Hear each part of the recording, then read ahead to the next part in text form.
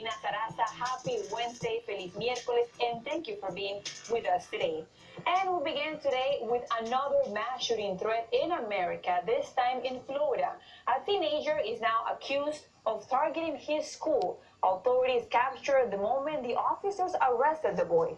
Rafael Rodriguez has the latest. And now to a disturbing report. A man has been arrested by authorities for stating he wanted to kill a Hispanic woman in Miami. According to police, the man also expressed pro-Hitler and other anti-Hispanic sentiments. Lorraine Cáceres has the details. Don't reveal the name or gender of the person who was threatened, but according to some reports, it was a woman. The nature of the relationship between Lynn and this person remains unknown.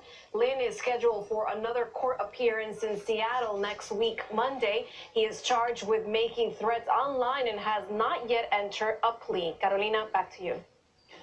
Thank you, Lorraine, for that report. And now President Trump is facing backlash of a series of statements he made recently regarding Jewish people who vote for Democrats, as well as his sudden snubbing of a state visit to Denmark following a White House attempt to purchase the island of Greenland. Andrea Linares has more details. This afternoon, President Trump spoke as he left the White House for Kentucky. When asked to weigh in on Denmark's prime minister, he called her statement both absurd and nasty. He added, respect has to be shown to the United States. Carolina, back to you.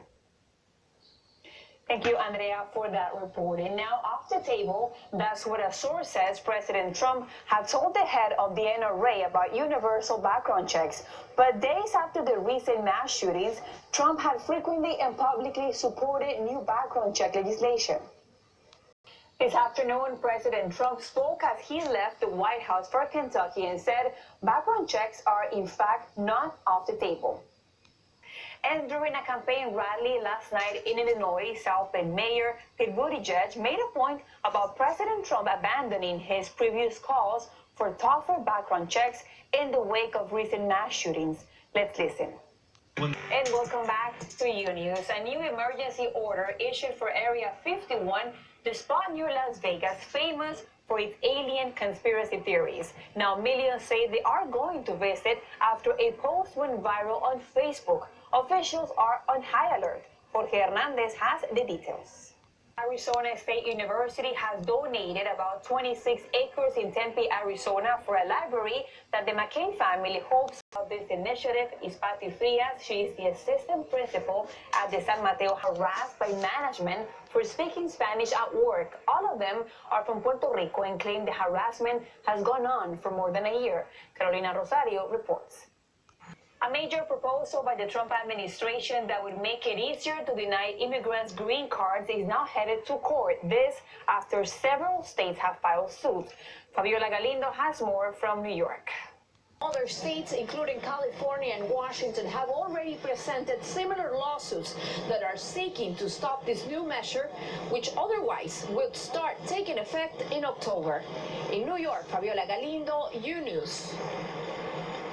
And now coming up, we have to hear this.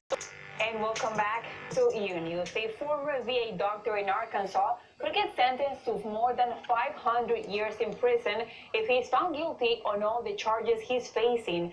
Robert, California, where a young girl appears to be the victim of an attempted kidnapping. The girl says she was walking to school Monday morning when a man tried to get her into his van. But as Eileen Cardet reports, the girl was able to use lessons taught to her by her family to escape danger.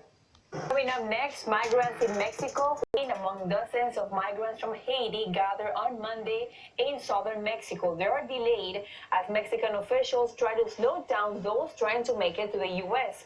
The migrants visiting and waiting for their asylum claims to be processed are growing increasingly desperate with the overcrowding shelters in that city. Now, as Giselle Robles explains, one group of asylum seekers is taking matters into its own hands. And also in Mexico, a massive fire broke out in a plastics and oil plant in Michoacán. According to Honduras, former First Lady has been convicted of embezzlement and fraud by an anti-corruption court.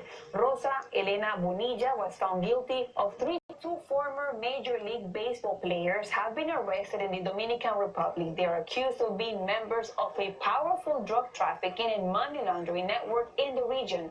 Romina Leon has more details. And welcome back to UNews. Demonstrators took the streets of New York City Tuesday to protest electronic cigarettes, and one of the most prominent makers, Juul, the group, another new study raising concerns about e-cigarettes. Listen to this. The new study says the devices can harm your circulation, even with using just one. Evelyn Baker has more. Now, new recommendations for women regarding the gene mutation commonly linked to breast cancer. According we come back, a young transformer.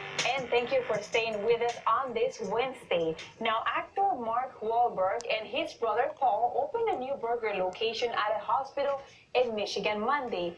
But that was only part of the actor's evening. Wahlberg spent time with some of the patients, including a visit to a boy who beat brain cancer. Miriam Arias has the story. After meeting with Hudson and other kids, the Wahlberg brothers went to christen their new Wahlburgers restaurant in the hospital parking lot. Now, the young boys' family, of course, went alongside them. Now, the opening was part of a fundraiser for the Children's Miracle Network. I imagine how happy was that family, the mother, the father, and the child to be able to meet that very famous actor. And Miriam, how much money were they able to raise, and how is this little boy doing? So most importantly, the little boy is doing pretty well. His mom said that all the MRIs came out clean and that he's pretty much now in remission. So it's very good to hear. Yes. And they were able to raise $10,000, which is pretty amazing. Now, I want to talk to you a little bit about this organization. There's 170 hospitals that are part of it. And, you know, they all want to kind of raise money for kids that suffer from different things. Now, they've helped kids. Stories like this, but what else can you tell us about the Wahlberg franchise? It was part of a TV series. Yeah, so it was actually part of it was a reality show in A&E, and it lasted 5 seasons. It was very nice to see. It started in 2014 and actually ended this past July. It was a very nice and emotional episode to say goodbye. Now, I want to talk about how deep in you get into the family's life. You know, you get to meet the 3 brothers who are, of course, Mark and Donnie, who are the actors, and Paul, who is the chef. And you also get to meet Alma, which is their mother.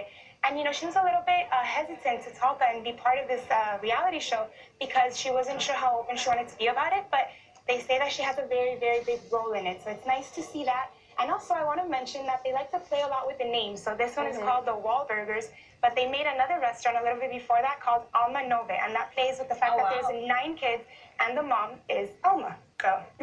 And now, Miriam, do we know about any other projects, any future projects that they have together? Is it the actor and his brother Paul? Right, so it's the 3 brothers, and then we do know that Mark Wahlberg has a project coming up, and it's going to be the $6 billion Man. Now, this is expected to air in June 2020, around there, so we have a little bit of time until we see it. It's going to be about a man who gets bionic implants and then has to pay that money back. So in order to pay the money back, he becomes a secret agent. So pretty interesting. We have to see what it has in store for us. Well, I used to admire the actor for the way he acts on TV and on the movies. Now I admire him for what he does as a human being. Thank you so much for being here, Miriam, and we'll see you guys tomorrow, Thursday, finally, almost Friday. Almost Friday. Hasta mañana. Thank you.